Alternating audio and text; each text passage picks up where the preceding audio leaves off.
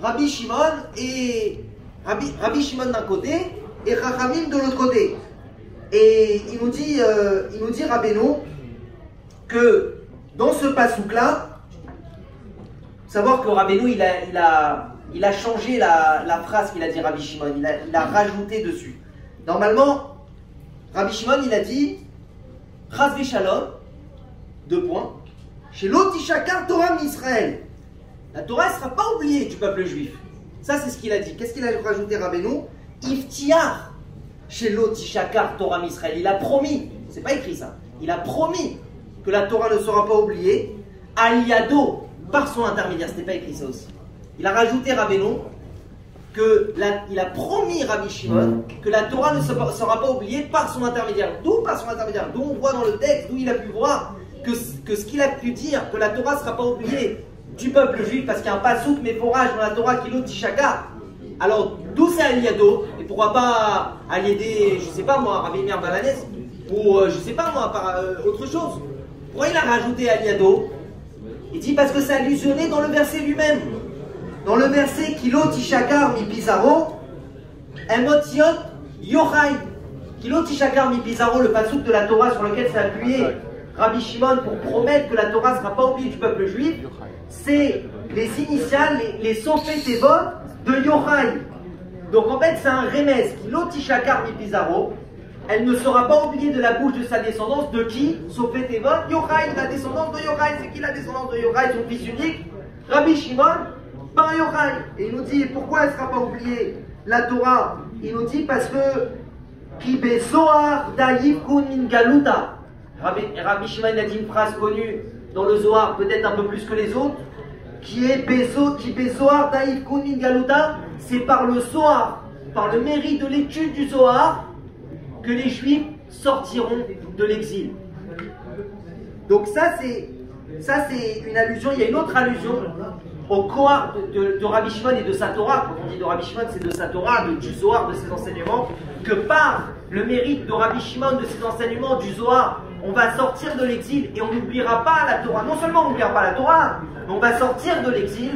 Une autre allusion à ça, c'est parce qu'il est écrit dans Daniel chapitre 4, Ir Vekadish Min Shemaya Nachit. Pour ceux qui ont lu Daniel,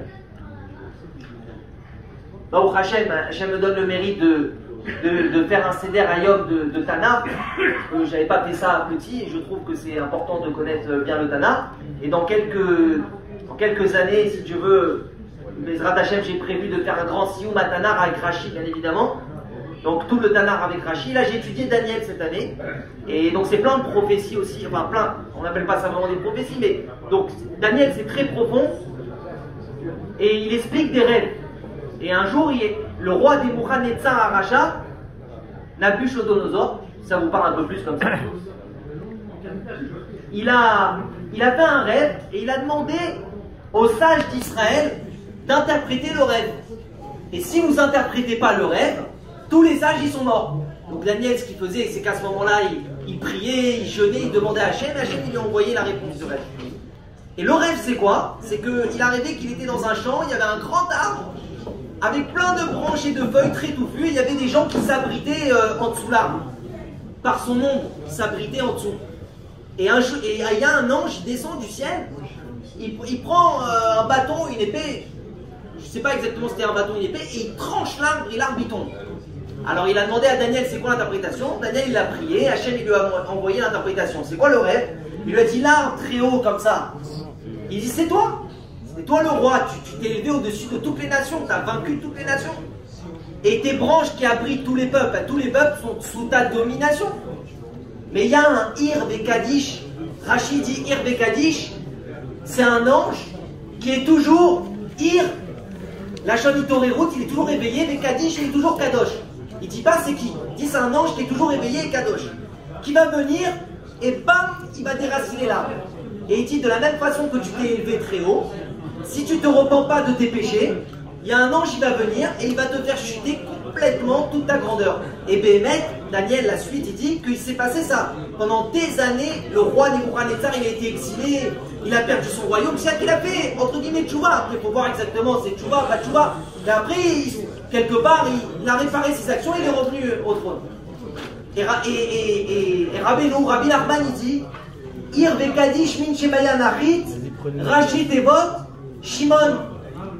Alors c'est qui cet ange, ce saint qui descend du ciel et qui brise l'arbre qui est allusionné à Nebuchadnezzar? C'est Rabbi Shimon Bar Yochai. Pourquoi? Parce que par la puissance de la Torah de Rabbi Shimon, alors premièrement le juif il va être il va être méhoraire, il va se réveiller de son sommeil spirituel qui dort avec la nourriture, avec la débauche et avec l'argent, il dort spirituellement. Rabbi Shimon, la Torah de Rabbi Shimon, elle va d'abord te faire elle va te donner un réveil. Oh, réveille-toi! Et là, il va se réveiller déjà, où je suis. Ayeka. Déjà, il va se réveiller. Et ensuite, Venachit. Et il va briser son mauvais penchant. La Torah de Rabbi Shimon, elle va avoir la puissance de déraciner l'arbre, c'est-à-dire le Nebuchadnezzar qui se trouve en chacun de nous. Une fois, ici même, j'ai entendu de Rabbi Yoel qui a dit au nom du Gaon de Vilna, que quand on dit souviens-toi du souvenir d'Amalek pour l'effacer, c'est le Amalek qui est en toi.